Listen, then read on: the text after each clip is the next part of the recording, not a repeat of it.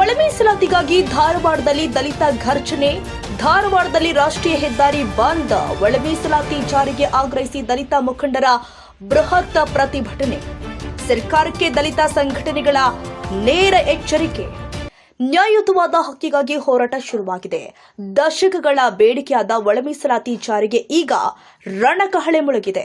ಇವತ್ತು ವಿದ್ಯಾಕಾಶಿ ಧಾರವಾಡದಲ್ಲಿ ದಲಿತ ಮುಖಂಡರು ಬೀದಿಗೆ ಇಳಿದಿದ್ದಾರೆ. ಕೇವಲ ಮನವಿ ನೀಡಿ ಸುಮ್ಮನಾಗುವ ಕಾಲ ಮುಗಿದಿದೆ. ಈಗೇನಿದ್ರೂ ನೇರ ಹೋರಾಟ. ರಾಷ್ಟ್ರೀಯ ಹೆದ್ದಾರಿಯನ್ನೇ ತಡೆದು ಸರ್ಕಾರಕ್ಕೆ ದಲಿತ ಸಮುದಾಯ ಖಡಕ್ ಸಂದೇಶವನ್ನ ರವಾನಿಸಿದೆ. ಧಾರವಾಡದ ರಾಷ್ಟ್ರೀಯ ಹೆದ್ದಾರಿಯಲ್ಲಿ ಕಂಡುಬಂದ ದೃಶ್ಯ. ನೂರಾರು ದಲಿತ ಮುಖಂಡರು ಮತ್ತು ಕಾರ್ಯಕರ್ತರು ಒಮ್ಮತದಿಂದ ಬೀದಿಗೆ ಇಳಿದಿದ್ದಾರೆ.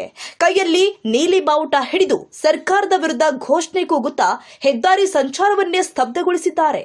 ಸದಾಕಾಲ ಮೀನಾಮೇಷ ಎಣಿಸುತ್ತಿರುವ ಸರ್ಕಾರಕ್ಕೆ ಒಳ ಮೀಸಲಾತಿಯ ಬಿಸಿ ಮುಟ್ಟಿಸುವುದು ಈ ಪ್ರತಿಭಟನೆಯ ಉದ್ದೇಶ.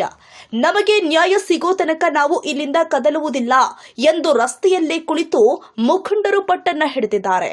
ಇದರಿಂದ ಕಿಲೋಮೀಟರ್ ಗಟ್ಟಲೆ ವಾಹನ ಸವಾರು ಸಾಲಲ್ಲಿ ನಿಲ್ಲುವಂತಾಗಿದೆ.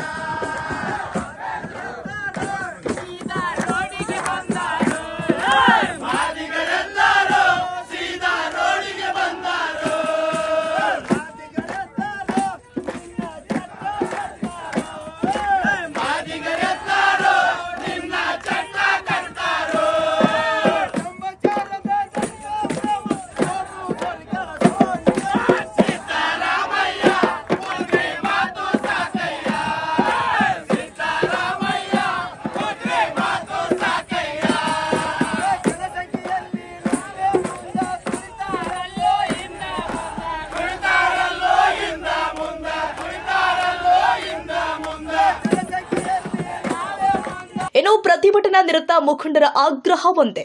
ಒಳ ಮೀಸಲಾತಿಯನ್ನ ತಕ್ಷಣವೇ ಜಾರಿಗೊಳಿಸಿ ದಲಿತ ಸಮುದಾಯದ ಕೆಳಹಂತದ ಜನರಿಗೂ ಕೂಡ ಸವಲತ್ತು ಸಿಗುವಂತೆ ಮಾಡಬೇಕು. ಇಲ್ದಿದ್ರೆ ಮುಂದಿನ ದಿನದಲ್ಲಿ ಇಡೀ ರಾಜ್ಯವನ್ನೇ ಸ್ತಬ್ಧಗೊಳಿಸುವ ಕ್ರಾಂತಿ ನಡೆಯುತ್ತೆ ಅಂತ ಎಚ್ಚರಿಸಿದ್ದಾರೆ. ಹೌದು, ಇದು ಕೇವಲ ಒಂದು ದಿನದ ಪ್ರತಿಭಟನೆಯಲ್ಲ.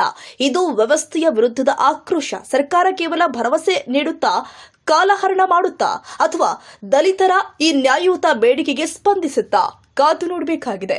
ಇವತ್ತಿನ ಈ ಹೆದ್ದಾರಿ ತಡೆ ದಲಿತ ಸಮುದಾಯದ ಶಕ್ತಿ ಏನು ಅನ್ನೋದನ್ನ ಸಾಬೀತುಪಡಿಸಿದೆ. ರಾಷ್ಟ್ರಕ್ರಾಂತಿ ನ್ಯೂಸ್, ಧಾರವಾಡ.